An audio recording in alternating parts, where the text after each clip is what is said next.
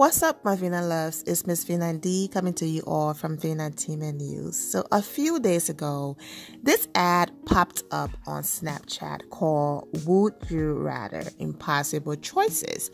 And it read, would you rather slap Rihanna or the second choice, punch Chris Brown? Roy's man on Twitter tweeted, is it just me? Is this ad that popped up on Snapchat extremely tone deaf? Like, what were they thinking with this? Okay. And I just felt like this was just disgusting on Snapchat part. I mean, how in the world could this ad even go through, get approved? Like, come on. We all are aware that years ago, Rihanna and Chris Brown went through this situation, with domestic violence. We saw the pictures, and we also saw Rihanna go through what most domestic violence, I call them survivors, not victims, go through, that they normally go back to their abuser. We saw Rihanna struggle with that. We saw Rihanna go through the fact that she felt like, oh my gosh, even though I'm the one with the battered, face and all of that, but she felt guilty that she ruined Chris Brown's career and that it was her duty to save his life and her duty to help salvage whatever, that happened. So she went back to him, and that's not unique to her, regardless if she's Rihanna and how all of this money. She basically did exactly what, goes on, man. And like, I reported a story yesterday about the baseball player that, I was going to post on here, but I think YouTube will absolutely block the entire video because of how graphic, that situation was. I'm going to put the link to my Instagram in the description below. You can go to my Instagram and watch that video of the baseball player abusing his girlfriend. It's just so vicious. It's so sad. And she went back to him. I'm going to go ahead and insert the images here, but I can't put that video on here because it might get blocked. But click my Instagram page and go ahead and see and read about it. So the whole situation that happened between Rihanna and Chris, and for those who support the domestic violence movement and just support people and families who go through that, just felt like Rihanna could have been the face of it and could have really helped a lot of young girls. And they just feel like her going back to Chris Brown was a terrible message to send. But it goes on, and in the end, Rihanna did speak up about it and did interviews encouraging young girls to leave and get out and not stay. So she did her best to represent and just put her face out there and say, listen, man, if it could happen to me and I'm Rihanna, that just means I'm a human being. It could happen to anyone. I just feel like in that moment, she wanted to be left alone. She needed time to heal, to process. She did not want to go on no campaign trail and go to different speaking engagements and all of that, because she was still hurt. She was still broken. It was still raw and real, and she just did not want to have to face the music and be in front of the camera talking about something so personal that happened to her. She did not want to seem broken. She did not want to look like this situation defined her, and that's why she did her best to move on. And even when as far as going to court with Chris Brown at one point, and it was just like, Rihanna, what are you doing, But eventually she was like, you know what? I got my closure. I have forgiveness in my heart. I've moved on. And she moved on from it, and she's even bigger and better, at this point in her life. So no matter what has happened, even when Chris Brown new documentary came out, all of that, she never made a statement about it. She never did interviews or nothing. It's just like, you know what? I'm over here. I'm living my life.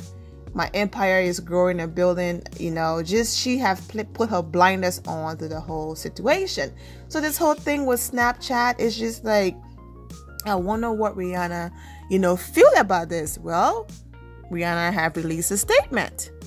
She wrote on her Insta story, now Snapchat, I know you already know you ain't my fave app out there, but I'm just trying to figure out what the point was with this mess. I'd love to call it ignorance, but I know you ain't that dumb. You spent money to animate something that would intentionally bring shame to DV victims and made a joke of it. This isn't about my personal feelings because I don't have much of them. Wow. But all the women, children, and men that have been victims of domestic violence in the past, and especially the ones who haven't made it out yet. You let us down. Shame on you. Throw the whole apology away. Very well played on the words there, because Snapchat did apologize, and I'm going to go ahead and read their apologies soon. But the point about not having much of them as far as her feelings, I said wow, as if like, wow, that's sad. But when you make that choice that you want to become a celebrity and put your life out there, it is not an easy thing to do, because everyone have an opinion. Everyone have something to say. They will uplift you and destroy you. I mean, I remember during that time, Chris Brown fans, women were going in on her. Yes, Chris Brown fans are young, but there were also some older women going in on Rihanna and blaming her, saying that she ruined his career. She didn't have to go to the cops or call the cops. People calling her a snitch, even though this girl's lips were busted. I was just like, my God, what type of mess we're living in right now, that this woman was beat up like this, and these little girls are going in on her. It was a very, very, very sad time, to go through. And I'm sure Rihanna read those comments and were just like, really? And she did exactly what most domestic violence, she said victims, and people say victims. I like to, refer to people as survivors, because if you went through something so tragic and terrible, but were able to overcome, move on, and are doing well in life, I refer to you as a survivor and not a victim, and so for Snapchat to do that, it's just like, are you kidding me right now? But they went ahead and released a statement, and the statement read, the advert was reviewed and approved in error. Yeah, approved in error. Wow. As it violates our advertising guidelines. We immediately removed the ad last weekend once we became aware. That was Snapchat's statement. We are sorry that this happened, okay? They approved the app in error. I understand there's a lot going on, but yeah, I find that hard to believe that an ad, with a star like Rihanna and Chris Brown, something that big that everyone, Rihanna and Chris Brown ad would, especially with Snapchat losing 1.3 billion or something like that a few weeks ago. Yeah, it's almost over for them, because Rihanna is a huge influence. That was just poor judgment, terrible, disgusting in every way, but that's Rihanna's response to the whole situation. You all know that she's out here winning. Recently, since we're talking about it, let's talk about it. Chris Brown was also recently in the whole Rihanna situation again, was rehatched, because he went ahead and posted this song that most of you loved and most of you were not aware of until White Chicks. Vanessa song, 1,000 Miles, but some of you refer to it as Making My Way Downtown. Making My Way Downtown. Nice song that just make anyone happy, right? He posted about it. Now, no one is really talking about Vanessa looking for her, checking for her, whatever the case might be. Chris Brown posted a song, and you have people in the comments, what happened to her? Oh my gosh, I love this song. So in a way, he really did, bring attention to her, bring attention to her song. He actually put money in her pockets, okay, in a way, because him posting that song reminded people about her and probably led to some downloads. But he did it on International Women's Day, and Vanessa wasn't having it. And she went ahead and posted this right here. Go ahead and read it. She did not want to be no parts of it or be associated with or to Chris Brown. Chris Brown simply posted the song, okay? I completely see and understand where she was coming from, but her response was very unnecessary. But if she was looking for attention, well, she got the attention she was looking for. I guess, people kept tagging her that Chris Brown reposted you, Chris Brown reposted you. And on International Women's Day, she felt like as a woman, she had to use her words and to just say, listen, I don't support that. And I'm not mad at her for saying, listen, man, I don't rock with what Chris Brown did.